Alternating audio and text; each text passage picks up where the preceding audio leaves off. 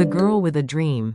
Once upon a time, in a lush green valley cradled between ancient hills, there stood a quiet village. Birds sang at dawn, the wind whispered to the trees, and time moved gently like the flowing river. In a small mud house at the edge of this village lived a young girl named Anaya. She was unlike the others. While girls her age played with dolls, Anaya would create leaf plates, pour water into little clay cups, and whisper, "Welcome to my hotel, the Inn of Dreams." The villagers would laugh, strange little girl, always lost in her make-believe world. But Anaya didn't mind, because her dream was real, to one day build her own hotel. Not just a place to eat, but a place that felt like home. A new chapter. Time passed, and Anaya was married to a young man from the city, Fahad.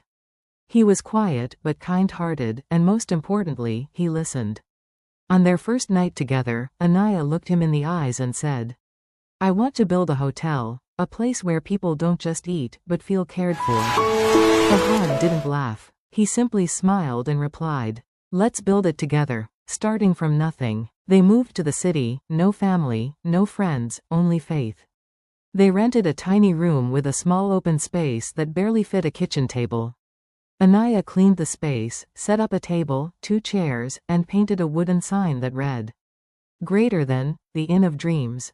Day 1, no customers. Day 2, only a beggar asked for water. But Anaya kept going. Every morning she swept the floor, lit the stove, and cooked with love. Then one day, someone came in for tea. Then another, and another. Busy Part 4. Built with love. Their small space began to bloom. People didn't just come for the food, they came for the warmth. Anaya's simple doll tasted like home. Fahad greeted each guest like family. Locals started calling it, a place where love is served before food. Years passed. They expanded. The signboard stayed the same, but the space grew, as did their hearts. The Inn of Dreams became a peaceful stop for travelers, students, artists, and old souls. Mantelpiece Clock Part 5. The years go by. Anaya's hair turned silver. Fahad's hands grew wrinkled. But every evening, they still sat on their porch, sipping tea, watching the sun melt into the hills. Above their hotel door was a brass plate that read, "Greater than, where love was served, since 1998.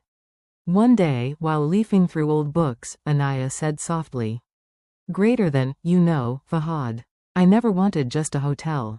I wanted a place where people could rest, breathe, and hear someone say, 'We were waiting for you.'" Fahad took her hand, and his eyes welled up. A dream, a man who believed, and a lifetime of love. That was the Inn of Dreams. Speech balloon powerful voiceover lines. Some dreams are not loud, they whisper, and those who listen, build them. This wasn't just a hotel. It was her heart, built brick by brick. They never served meals, they served memories. He didn't just marry her, he married her dream. Years rolled on. Fahad passed away quietly one winter morning, with his hand still holding hers. The Inn of Dreams, though, stood tall, older, quieter, but still breathing love in its walls. Now Anaya walked slowly, her cane tapping softly on the same stone floors. But the laughter of her grandchildren echoed through the rooms. Her son now ran the inn. Her daughter-in-law cooked in the same kitchen. The signboard still read, "Greater than, the Inn of Dreams, where love is served." One day, sitting under the old fig tree near the entrance, Anaya smiled as she watched her grandson pour tea for a traveler, just like she used to. "Greater than, the world has changed," she whispered to herself, "but not this dream, it lives on." She closed her eyes, breathed in the familiar scent of warm bread and wild jasmine. Tears shimmered, not of sadness, but of fulfillment. Because dreams, when built with love, never die.